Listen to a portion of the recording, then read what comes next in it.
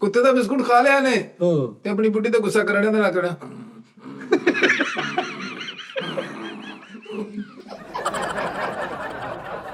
ਕੁੱਤੇ ਦਾ ਬਿਸਕੁਟ ਖਾ ਲਿਆ ਤੇ ਆਪਣੀ ਬੁੱਢੀ ਨੂੰ ਕਹਿੰਦਾ ਰੋਟੀ ਲੈ ਕੇ ਆ। ਉਹ ਕਿਚਨ ਨਾਲ ਜਾਣ ਦੀ ਤੇ ਲੈ ਵੇਖਣਿਆ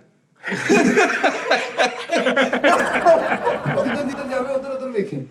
ਕੁੱਤੇ ਦਾ ਬਿਸਕੁਟ ਖਾ ਲਿਆ, ਰਾਤ ਨੂੰ ਘਰ ਗਿਆ, ਉਹਨੇ ਲਿਆ ਕੇ ਰੋਟੀ ਰੱਖੀ ਤੇ ਅੱਜ ਮੂੰਹ ਚ ਚੁੱਕ ਕੇ ਬਾਹਰ ਦੌੜ ਗਿਆ। ਯਾਰ ਲੈ ਬਾਹਰ ਦੌੜ ਗਿਆ ਤੇ ਜਾ ਕੋ ਛੇੜ ਥੱਲੇ ਬੈਠ ਕਰ। ਯਾਰ ਕੁੱਤੇ ਦਾ ਬਿਸਕੁਟ ਖਾ ਲਿਆ ਤੇ ਕੰਮ ਤੇ ਗਿਆ। ਭਰਜਾਈ ਨੇ ਸੋਹਣਾ ਗਲਾਸ ਪਾਣੀ ਦਾ ਅੱਗੇ ਕੀਤਾ ਤੇ ਕਰਾਂ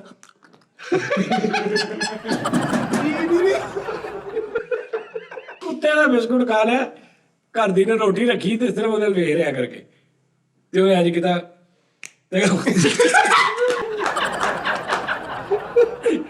ਅੱਛਾ ਇੱਕ ਇਹਦਾ ਝੂਠਾ ਖਾ ਲਿਆ ਕੁੱਤੇ ਨੇ। ਉਹ ਭੌਂਕਦਾ ਕਰੀ ਜਾਵੇ ਵਾਹ ਯਾਨੀ ਕਿ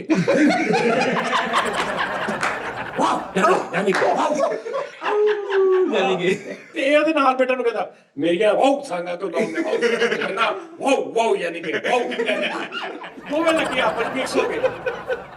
ਉਹਨੇ ਬਾਂਦਰ ਦਾ ਝੂਠਾ ਬਿਸਕੁਟ ਖਾ ਲਿਆ ਤੇ ਬੈਕਰੀ ਵਾਲੇ ਨੂੰ ਜਾ ਕੇ ਆਂਡਿਆਂ ਦਾ ਦੱਸਣਾ ਤੈਨੂੰ ਕਹਿ ਰਿਹਾ ਉਹਦੇ ਬਾਂਦਰ ਦਾ ਝੂਠਾ ਬਿਸਕੁਟ ਖਾ ਲਿਆ ਤੇ ਐ ਕਰਕੇ ਸੋਹਰਾ ਦੇ ਘਰ ਦਾ। ਇਹਨੇ ਬਾਂਦਰ ਦਾ ਝੂਠਾ ਖਾ ਲਿਆ ਤੇ ਮਦਾਰੀਆਂ ਵੇਖ ਕੇ ਦੌੜ ਲਾ। ਬਾਂਦਰ ਦਾ ਝੂਠਾ ਖਾਇਆ ਤਾਂ ਇੰਜ ਫਿਰਦੇ ਆ।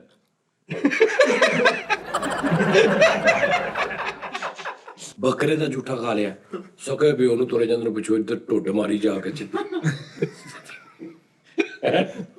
ਵੱਡੀ ਤੇ ਲੁਕਿਆ ਪੇਟੀ ਚ ਲੱਭਾ ਵੱਡੀ ਪੇਟੀ ਦੇ ਅੰਦਰੋਂ ਪੁੱਛ ਰਿਹਾ ਘਰ ਦੇ ਨੂੰ ਕਿੰਨੇ ਦਿਨ ਰਹਿ ਗਏ।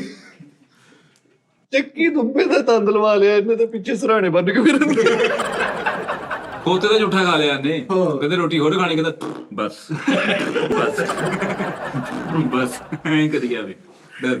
ਖੋਤੇ ਦਾ ਝੂਠਾ ਇਹਨੇ ਖਾਧਾ ਬਗੈਰਤ ਨੇ ਐਸਾ ਕਿਸੇ। ਤੇ ਇੱਕ ਬੰਦੇ ਨੇ ਕਿਹਾ ਯਾਰ ਕਾਲੂ ਜ਼ਰਾ ਸੋਚ, ਤੈਨੂੰ ਮੈਂ ਇੱਕ ਚੀਜ਼ ਫੜਾਈ ਤੇ ਸੋਚ ਰਿਹਾ ਕਹਿੰਦਾ ਅੰਨੇ ਯਾਦ ਆ ਰਿਹਾ ਕਿਹਨੂੰ ਦੀ ਗੱਲ ਹੈ। ਉਹ ਕਹਿੰਦਾ ਜਦੋਂ ਇੱਥੇ ਸੀ